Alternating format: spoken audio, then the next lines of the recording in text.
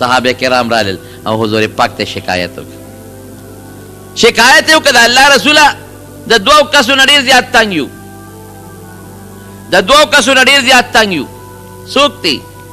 وی یو دغه دی دا حضرت عمر دی عمر ابن الخطاب او دویم عمرو ابن هشام دی ابو جهل ډېر زیات په تکلیف کې نبی کریم صلی الله علیه وسلم الله تعالی سونه پورته کړ خدای ته لاس اوچت کړ اللهم اعز الاسلام باحد العمرین خدایا د اسلام په دې دوه عمرو کې په یو مضبوط کړ د دو عمر نوم دی د هغه عمر دی دلې غلبه ورکړه دې دوه عمرو کې عین میم ری د دواړو نوم کې راځي یو عمر دی عین پیش دی زما څه ورته وایي پیخ چې تاسو ورته وایي او د میم زور دی یو عمر دی د عین زور او د میم سکون غوړوندې چې تاسو ورته وایي نور ماده یو اللهم اعز الاسلام باحد العمرین خدایا اسلام له په دې دوه عمرو کې په یو غلبه ورکړه دعا وشوه د شپې نه حضرت عمر په لاره روان دی میټینګ شروع یې د نبي کریم صلی الله علیه وسلم خلاف سبق همدا عمر پاسې یاره وی تاسو هسې اخوا دې خوا کوئ زه دې ورلم او کښېنئ لږ ساعت پس کې به د دغې هلک د نبي علیه السلام نوم یې واغېسته د هغه سر به ستاسو د مجلس کې پروت دی تاسو هسې قوم نه یریږو څوک وایي او څوک وایي کلي به یې څه وایي او څوک وایي خاندان به یې څه وایي او څوک وایي دا خو دشمني را په غاړه کېږي دا په یره نه کېږي دغه دې لاړ توره یې واغېستله یو صحابي ولا مخې له ورغله عمره څه کې یاره د نبي علیه السلام نوم یې واغېست وی د هغه نه خلک تنګ دی د وی عقیده خوری او بس نن یې نه پرېږدم نن به یا زه مرم او یا به یې سر وړم مجلس ته کافر ملګرو ته پټ مسلمان و دته هغه غونه پټ مسلمان وی عمره نه شي وجلې مه کوه ګورې لوی قوم یې دی ځان له دشمني مه ګوره وی نه نه یې پرېږدم وی ګوره نه شي وجلې زه درته ویم که نه په قله بس وی تم جوړ د هغه په مذهب یې وی ما پرېږده ورشه خوره واوښې دې وګوره پیغور یې ورکړه هغې د هغه ستا کور ته د هغه د ډیوې رڼا را رسېدلې ده نو کور دې قابو که ډیوې پسې مه ګره لاړ خور کر چې خور کره لاړه دروازه یې وډبوله دننه یې د قرآن شریف اواز واورېد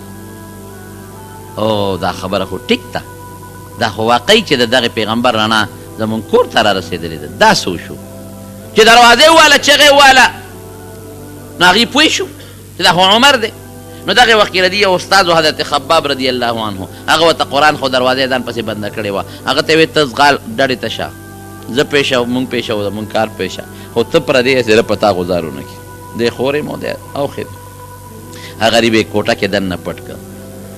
دی چې څنګه راننوت اوښي سره په پرده ونه شو ښه ته مسلمان شوې صابي شوې بېدینه شوې زما خور دې بېدینه کړه او صابیه دې کړه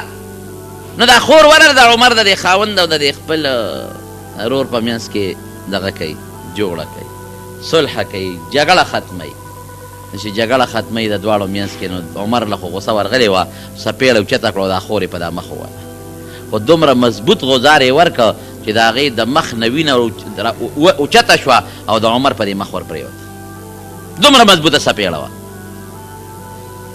بس همدا عمر خور وه جذباتو کې وه هغې ویل چې څه دې خوښه یې کوه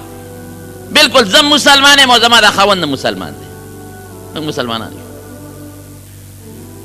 وی ښه تاسو اسلام راوړی دی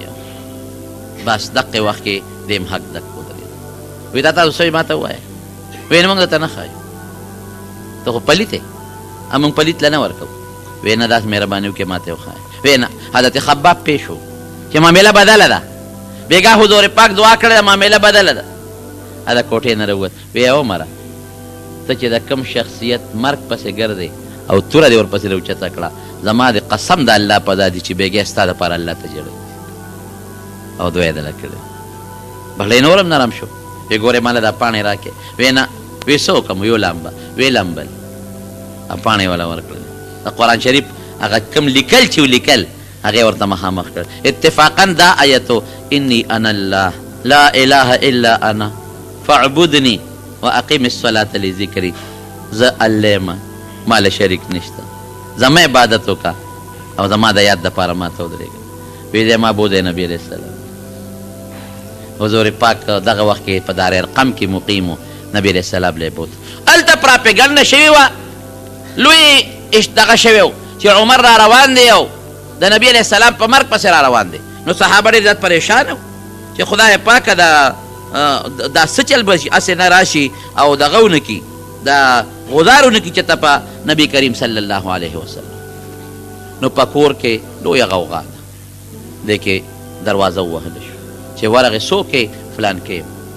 د عمر هغه اوښې دی ورسره. حضرت خباب دی دروازه یې کوله وکړه چې وردننه شو.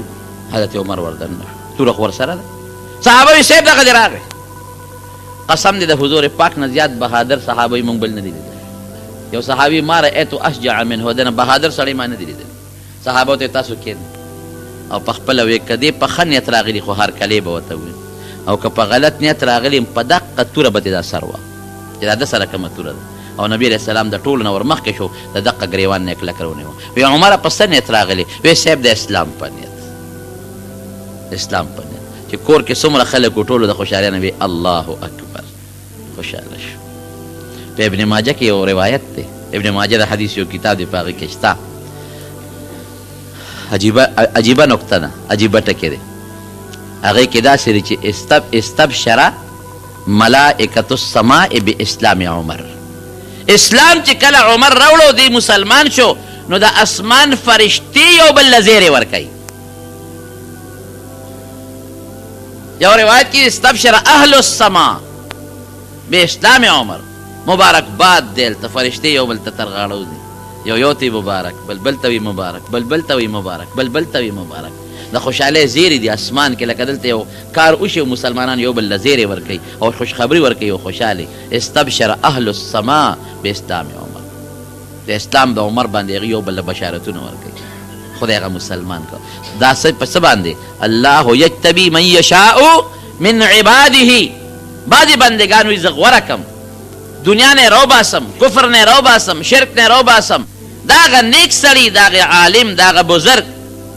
دا هغه نیک سړي د هغه مجلس او د دوستانې د وجې نه په هغه اثر وشي او خدای پاک یې غوروي.